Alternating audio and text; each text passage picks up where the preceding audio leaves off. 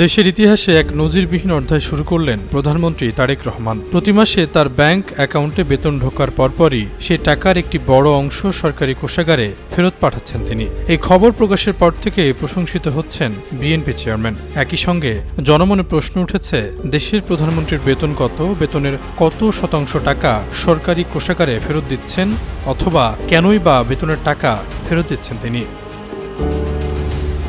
খোঁজ নিয়ে জানা গেছে, প্রধানমন্ত্রীর টাকা ফেরত দেওয়ার পেছনে রয়েছে 4 দশকের পুরনো পারিবারিক ঐতিহ্য।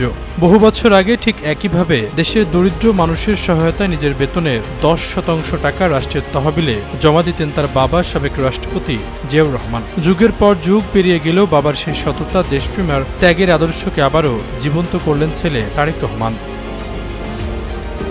সোমবার ঢাকায় এক অনুষ্ঠানে এই অবিশ্বাস্য খবরটি প্রকাশ করেন স্বাস্থ্যমন্ত্রী সরদার মোহাম্মদ সাখাওয়াত হোসেন। বর্তমানে প্রধানমন্ত্রীর মূল বেতন 1,15,000 টাকা, আর প্রতি মাসে বেতন পাওয়ার পরপরই নিজের অ্যাকাউন্ট থেকে ঠিক 11,500 টাকার একটি চেক কেটে প্রধানমন্ত্রী জমা দিচ্ছেন সরকারি তহবিলে। শুধু নিজে দেওয়া নয়, মন্ত্রিসভার অন্য মন্ত্রীদেরও তিনি অত্যন্ত বিনয়ের সাথে বলেছেন, দেশের স্বার্থে এগিয়ে আসতে হবে।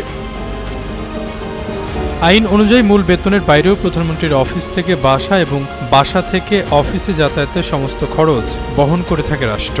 প্রধানমন্ত্রী এবং তার পরিবারের নির্দিষ্ট ব্যয়ও তিনি ভাতা হিসাবে পাবেন। পাশাপাশি প্রধানমন্ত্রীর বাসভবনের বিদ্যুৎ, গ্যাস, পানি, টেলিফোন ও অন্যান্য ইউটিলিটি খরচও সরকার বহন করবে। রাষ্ট্রপ্রধান হিসেবে তিনি পাচ্ছেন ফ্রি বাসস্থান, চিকিৎসা এবং 1.5 কোটি টাকার একটি বিশেষ শীর্ষাধীন তহবিল। তবে নিজের মূল বেতন থেকে টাকা কাটার এই নজিরবিহীন সিদ্ধান্ত এখন দেশ জুড়ে টক অব দ্য কান্ট্রিতে পরিণত হয়েছে।